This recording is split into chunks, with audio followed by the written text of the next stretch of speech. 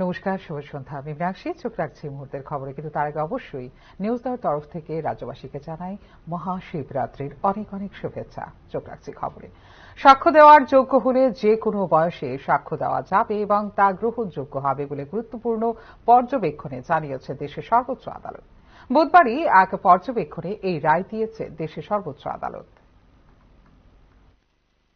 সাক্ষীর বয়সে ন্যূনতম কোনো সীমা নেই। অন্য যে কোনো সাক্ষীর মতোই কোনো শিশুর সাক্ষ্য সমান গুরুত্বপূর্ণ। তবে অবশ্যই মাথায় রাখতে হবে শিশুটির সাক্ষ্য দেওয়ার যোগ্য কিনা। যদি তা হয় তবে যে কোনো বয়সে সাক্ষ্য দেওয়া যাবে এবং গ্রহণযোগ্য হবে। এক খুনের মামলার শুনানিতে এমনই পর্যবেক্ষণ দেশের সর্বোচ্চ আদালতের। এক ব্যক্তির বিরুদ্ধে তার স্ত্রীকে খুনের অভিযোগ উঠেছিল সর্বোচ্চ আদালতে। সেই মামলায় ওই দম্পতির 7 বছরের কন্যার সাক্ষ্যকে মান্যতা দেয়নি মধ্যপ্রদেশ হাইকোর্ট। অভিযুক্তকে বেকসুর খালাস করে দেয় আদালত। তারপরেই মামলা গড়ায় সুপ্রিম কোর্টে। বিচারপতি জেবি পারদিওয়ালা এবং বিচারপতি মনোজ মিশ্রের বেঞ্চ খারিজ করে দেয় মধ্যপ্রদেশ হাইকোর্টের রায়কে। ভারতীয় সাক্ষ্য আইনে সাক্ষীর কোনো বয়স নির্ধারিত করে দেওয়া হয়নি। ফলে যদি কোনো শিশু প্রত্যক্ষদর্শী হয় তবে তার সাক্ষ্য বাতিল করা যাবে না বলে জানায় শীর্ষ আদালত। মামলা চলাকালীন দাবি করা হয়, যখন খুনের ঘটনা ঘটে তখন ওই দম্পতির 7 বছরের কন্যা বাড়িতে ছিল। সে তার মাকে চোখের সামনে খুন হতে দেখে। শীর্ষ আদালতে পর্যবেক্ষণ অনেক ক্ষেত্রেই শিশুদের সাক্ষ্য বাতিল করে থাকে আদালত, কারণ শিশুরা সহজেই প্রভাবিত হতে পারে। তাই কোনো শিশুর সাক্ষ্য গ্রহণের ক্ষেত্রে আদালতকে সতর্ক থাকতে হবে। ওই শিশু কারো দ্বারা প্রভাবিত হয়ে সাক্ষ্য দিচ্ছে কিনা তা দেখতে হবে বলেও জানায় সুপ্রিম কোর্ট। যদি আদালতে দেখে কোনো শিশু প্রভাবিত না হয়ে সাক্ষ্য দিচ্ছে তবে অবশ্যই অভিযুক্তের অপরাধ বা নির্দোষ প্রমাণে কার্যকর হবে সেই সাক্ষ্য বলে পর্যবেক্ষণে জানিয়েছে বিচারপতি পারদিওয়ালার bench. Bureau report, news now. অভিযানের সময় নগদ টাকা লুটের ঘটনায় 2 পুলিশ কর্মীর বিরুদ্ধে তদন্তের নির্দেশ দিয়েছে ত্রিপুরা উচ্চ আদালত। ঘটনার পরই তদন্ত নেমেছে পুলিশে। হাইকোর্টের নির্দেশে নগদ টাকা লুটের ঘটনায় পশ্চিম আগরতলা থানায় নিযুক্ত পুলিশ আধিকারিক পরিতোষ দাস এবং সিভিল পুলিশ স্বেচ্ছাসেবী দিলওয়ার হোসেনের বিরুদ্ধে তদন্ত শুরু করেছে রাজ্য পুলিশ। এর আগে গত বছরের ডিসেম্বরে অভিযুক্ত উভয় পুলিশ কর্মীর বিরুদ্ধে এফআইআর নথিভুক্ত করার সময় এবং সময়সীমার মধ্যে মামলাটি তদন্ত করার নির্দেশ দিয়েছিল সিপাহীজলা জেলার সোনামুড়ার স্থানীয় আদালত। শেষে এই পদক্ষেপের বিরুদ্ধে হাইকোর্টের দ্বারস্থ হন অর্থ লুটের শিকার সংশ্লিষ্ট পরিবার, যেখানে পুলিশকে তদন্ত চালিয়ে যেতে নির্দেশ দেয় উচ্চ আদালত। সাম্প্রতিক সময়ে এমন বেশ কয়েকটি অপরাধের ঘটনায় পুলিশ কর্মীদের জড়িত থাকার প্রমাণ পাওয়া গেছে, যা অনেকটাই অস্বস্তিতে ফেলেছে রাজ্যের স্বরাষ্ট্র দপ্তরকে।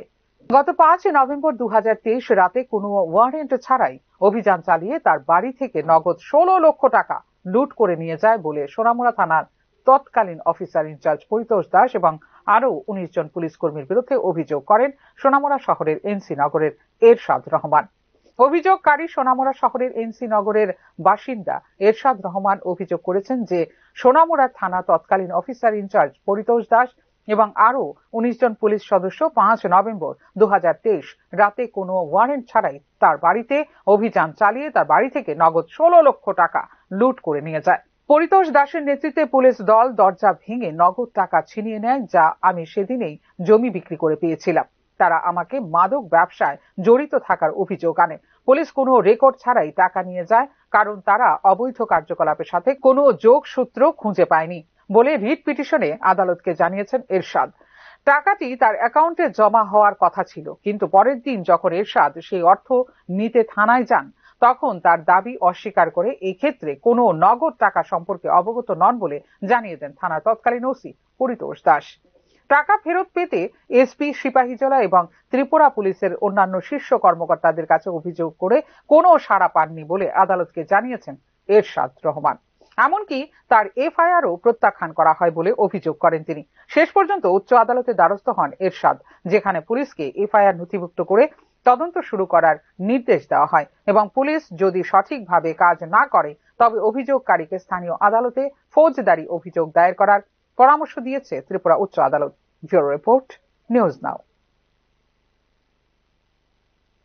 বিদ্যুৎ বন্টনের ক্ষেত্রে ত্রিপুরার অবস্থা শোচনীয়। কেন্দ্রীয় বিদ্যুৎ মন্ত্রকের বার্ষিক রেটিং র্যাঙ্কিং এ প্রকাশ্যে এলো এই বিষয়টি। রেটিং রিপোর্ট অনুসারে কি গ্রেড থেকে সি গ্রেড নেমে গেছে টিএসসিএল। অধঃপতনকে আঁকড়ে রাখল রাজ্য বিদ্যুৎ দপ্তর এবং এর অধীনে থাকা ত্রিপুরা বিদ্যুৎ নিগম। জাতীয় স্তরের র্যাঙ্কিং এ তলিয়ে যাবার শোচনীয় অবস্থা বহাল রইল এবারও। কেন্দ্রীয় মন্ত্রকের তৈরি রেটিং রিপোর্ট অনুসারে বিদ্যুৎ বন্টনের ক্ষেত্রে বি গ্রেড থেকে সি গ্রেড নেমে গেছে ত্রিপুরা বিদ্যুৎ নিগম। পরিচালনগত ত্রুটি, লুটপাট, ঋণের বোঝা, অপব্যয়ের দরুন এই পরিস্থিতি সৃষ্টি হয়েছে বলে মনে করছেন তথ্যভিজ্ঞ মহল। পক্ষান্তরে ধীর লয়ে বিদ্যুৎ নিগমকে ক্ষতির খাতে ফেলে বেসরকারীকরণের ব্লু প্রিন্ট রচনা করছেন কিনা বিদ্যুৎ মন্ত্রী রতনলাল নাথ প্রশ্ন উঠছে তা নিয়েও। সারা দেশে ৫৫টি বিদ্যুৎ বন্টনকারী সরকারি ও বেসরকারি কোম্পানি রয়েছে। সংক্ষেপে এগুলোকে ডিসকম বলছে কেন্দ্রীয় মন্ত্রক। ফি বছর এই ডিসকমগুলোর কাজকর্ম নিয়ে একটি রেটিং তৈরি করে কেন্দ্রীয় মন্ত্রক। সম্প্রতি বিদ্যুৎ বন্টন ক্ষেত্রের জন্য দ্বাদশ বার্ষিক সমন্বিত রেটিং এবং র্যাঙ্কিং প্রতিবেদন প্রকাশ করেছে মন্ত্রক। ত্রিপুরার অবস্থা আগের বারের চেয়েও শোচনীয় অবস্থায় চলে গেছে বলে উঠে এসেছে মন্ত্রকের রিপোর্টে। ২০২২ অর্থ বছরের প্রতিবেদনে ত্রিপুরা রাজ্য বিদ্যুৎ নিগমের র্যাঙ্কিং ছিল ৩২। ২০২৩-২০২৪ অর্থ বছরে আরো তলিয়ে যায় ৩৯তম স্থানে। রিপোর্ট বলছে একাদশ রিপোর্টে ১০০-র মধ্যে ৩৫.৫ পয়েন্ট অর্জন করে ত্রিপুরা বিদ্যুৎ নিগম ছিল বি ক্যাটাগরিতে। দ্বাদশ প্রতিবেদনে দেখা যাচ্ছে আরো খারাপ হয়েছে নিগমের অবস্থা।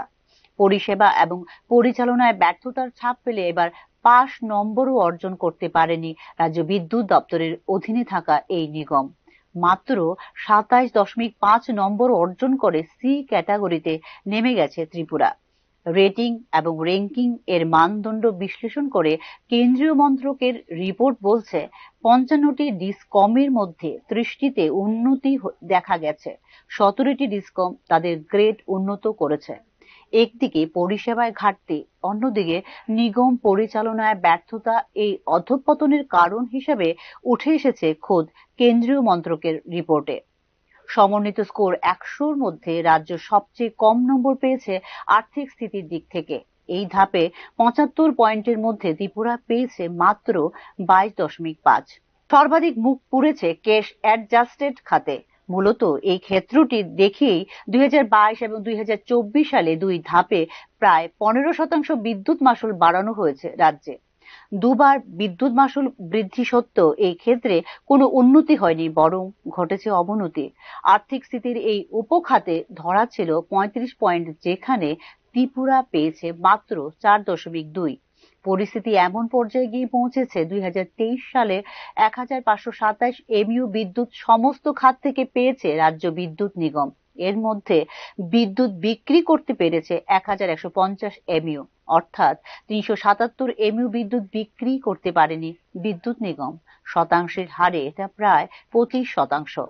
এক বছরের রাজ্য যত বিদ্যুৎ পেয়েছে তার ১/৪ বিক্রি করতে না পারায় তার দায়ভার পড়ছে অন্যান্য ভোক্তাদের ঘাড়ে।